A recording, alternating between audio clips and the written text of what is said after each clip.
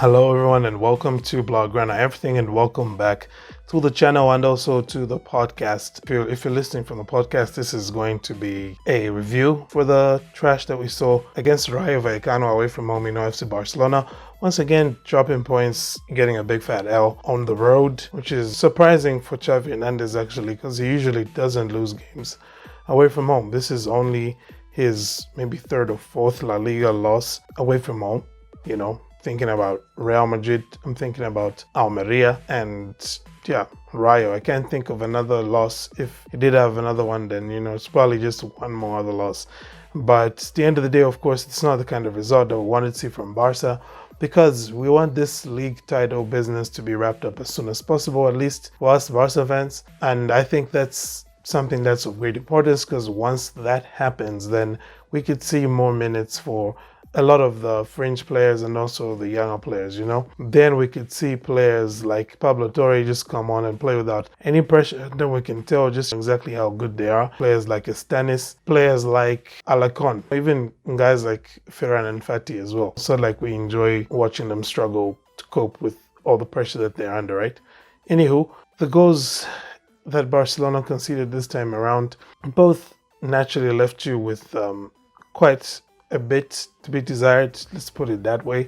It wasn't the best of defending on either of the goals. The second goal, I'm willing to concede that was probably maybe more of just a freak occurrence, or more or less a consequence of playing out from the back, the way that Barcelona do. But with the first one, the one by Fran Garcia, he shouldn't have been getting that much space in the box, shouldn't have been unchecked like that. And I don't know, I'm never one to like to criticize Ter Stegen, but he didn't have his angles properly covered on that one. Although other than that, he made some big saves in that same match, which did stop Barcelona from conceding a few goals. But it wasn't really interesting or great or commendable stuff that we saw defensively, right? It left a lot lacking. And it's watching matches like that where I kind of sort of understand why Barcelona are trying to sign Inigo Martinez right now, despite the current number of defenders that they have, because it's just different when you're playing with someone like Alonso or Eric Garcia in that center-back row next to Araujo, because when that's the case, Araujo kind of has to think for two people, because he has to think, first of all, what am I supposed to be doing? And then secondly, what can I do to best react to what Alonso or Eric Garcia is doing? And if you bring someone like Inigo Martinez in, then that's a guy who can handle himself. In La Liga, at least, he's going to raise your floor, I guess, when it comes to not having Christensen fit and available. Though we are told that Christensen will be fit and available very soon. He should be returning against Betis, so should Ousmane Dembele. Hopefully that added competition and rotation just, shakes things up a bit more and, helps people rediscover some of that desire to win matches, which, we had early on in the season. Like early on in the season, we were winning matches regardless of what Real Madrid did. But now it feels like we're just winning matches to react, almost like we're just doing it to rain on Real Madrid's parade. Like if Real Madrid starts feeling happy, then we have to win a game. It's not like it was a good performance at all. Obviously, it's a game which could have ended differently. That offside call on Lewandowski did, in fact, still kind of feels or looks like, like it was a bit dodgy, especially if you compare it to a goal which was scored more or less at the same time by Manchester City. More or less on the same day by Manchester City against Arsenal, that Stones header. And you look at how that went in, how he was, in line with the defender. It didn't look too different from Lewandowski. But of course, we won't argue about VAR offsides, especially when there are lines drawn, because we're not Real Madrid fans. This isn't Real Madrid everything. So moving on from all of that, anyway, that's more or less my reactions. Now, there's a lot of other people who are, again, talking about, well, Xavi just isn't good enough here. Xavi this and Xavi that. And obviously, I think Xavi does take some blame for that loss because, quite frankly, I felt like he should have gone with 4 midfielders here, not the 3. Just looking at the fact that Rayo are a team that does press high, so you might want to have more bodies back there, and you want to have more midfielders who, are good with just being on the ball under pressure. Obviously, if Busquets was fit, Xavi would have probably played with four midfielders. I think it's something he should have considered even without Busquets being a fit and available option. And as for the rest, people talking about Xavi is is a waste man, basically. Like people saying Xavi doesn't know what he's doing, he's out of his depth, all that kind of stuff. I honestly don't buy that because we've seen on more than a few occasions that Xavi can tactically prepare for an opponent and outplay them, right? He did it against Bayern Munich in that match in Munich during the first half. We saw him clearly outthink and outsmart Nagelsmann. If only certain Lewandowski could have scored on that day, then could have been more fruit to show from that. We also saw it, of course, during that run he had in El Clasico where he won 3 in a row. That's not a accident. He does know his stuff. Tactically, he is actually a good coach tactically, and he does as well get quite some high-level performances from his players when he works with them. That's something which we can't deny. We've seen it happen with Ousmane Dembele. We've seen it happening with Frenkie de Jong. We've seen it happening with Ronald Araujo, who now can actually play the ball with his feet. Before that was, he was very limited what he could do on the ball. And there's so many other players as well who stepped up. Ter Stegen is playing better now under Xavi than he was before Xavi came, right? So you could put all of that down to coincidence if you want. But personally, I think that good coaching does show. Of course, there are some players who have failed to take to what Xavi wants from them, and obviously those have kind of gone down the south. They've gone down the other way and not where we want them to be, and we're probably talking about selling some of those players right now.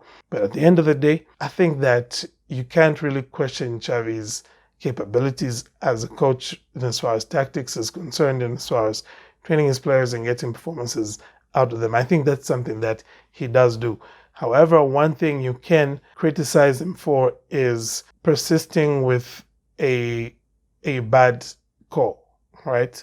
Like he believes in the call that he made so much, he persists with it despite saying that it's not actually ripping dividends, it's not actually paying off the way that it should.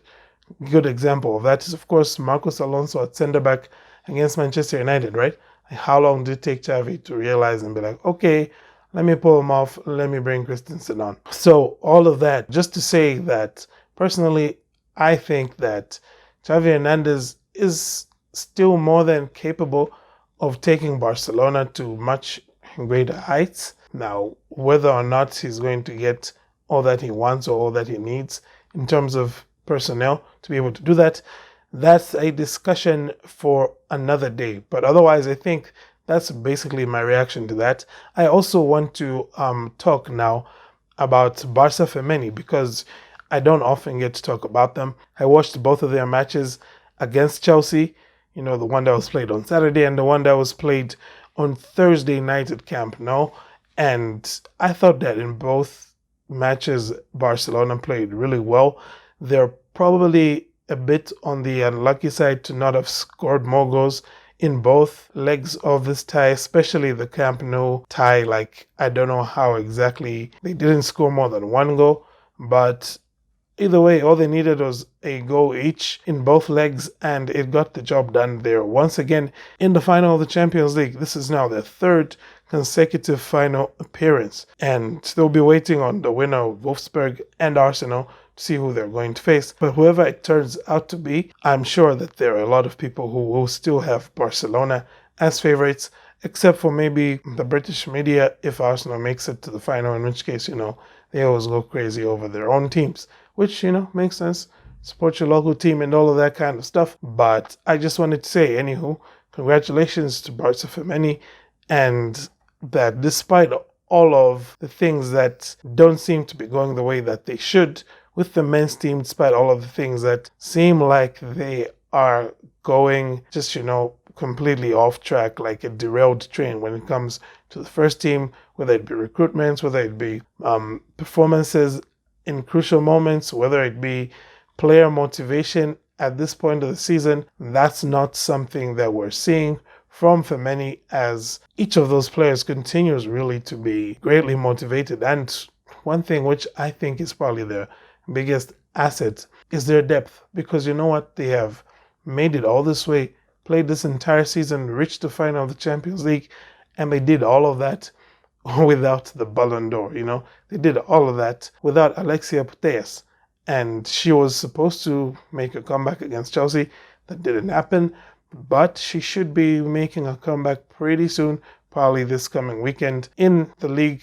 She's going to be able to make her return, and that's something which, of course, once again, we look forward to, because if she can get up to speed by the time that Champions League final comes around on the 3rd of June, that's just going to be an extra boost that Barcelona will have to what is already a deep squad. And while I'm giving shout outs to Femeni as well, I should probably mention that once again, Camp Nou was packed. There were a lot of spectators who were present. Yeah, there were some Chelsea fans, but of course, majority Barcelona fans were there in attendance, and they were very loud and very vocal, and they made what I thought was a good atmosphere. And it just goes to show once again that with this team, Barcelona, whether it's Barca Femeni or it's the men's team, whichever one it is, if you play well, if you get results, the crowds will come to watch. The crowds will turn up, and that, I think, is probably the biggest win out of all of this for Femeni, that they continue to play well. They played well before they had so many eyeballs on them. Now that they have a lot of eyeballs on them, they're maintaining that. They're still playing well. And right now they're looking like a very, very good shout for winning another Champions League. That'll be their second in the past 3 years. So all the best to Femeni with all of that. And I'm going to end here, guys. As you could probably tell from the quality of the audio on this recording, it's not as good as when I'm in my usual abode, in my usual space where I record from, where I have all the kinds of tools that I would prefer to use. So right now I just decided to at least improvise something so I could put a podcast episode out. You should be hearing this on Friday. At the time that I will be editing and or uploading this, I'm going to be traveling as well. So, I'll be on the move, heading back home from where I am. It's been a lovely time I've had in Windhoek, or is it Windhoek? I'm not sure which one it is. You can correct me if you're listening to this and you're from Namibia. But yeah, I've had a good time there, and hopefully Barcelona can return us to some of the good times when they play Betis on Sunday, because that's really just a match which I would much prefer if they won, because Monday is a holiday, and it would be nice if I could get into that holiday, with some good vibes. Okay, Xavi, I know you're listening, bro. I know you're one of my 12 subscribers here. Okay, do the right thing, Xavi. Get us that W against Betis, and let's all have a good weekend, because you know what we all want at the end of the day is good vibes over the weekend. Anywho, that is basically that. I thank you all for tuning in to this rather abridged but not so abridged episode of the Blaugrana Everything podcast. I do hope that I'll be able to bring more content in the way that I would have wanted to over the next coming weeks, just to get back on track with my schedule for creating content and putting it out there. But aside from that, I thank you all for tuning in. Do have a great day, and Força Barça.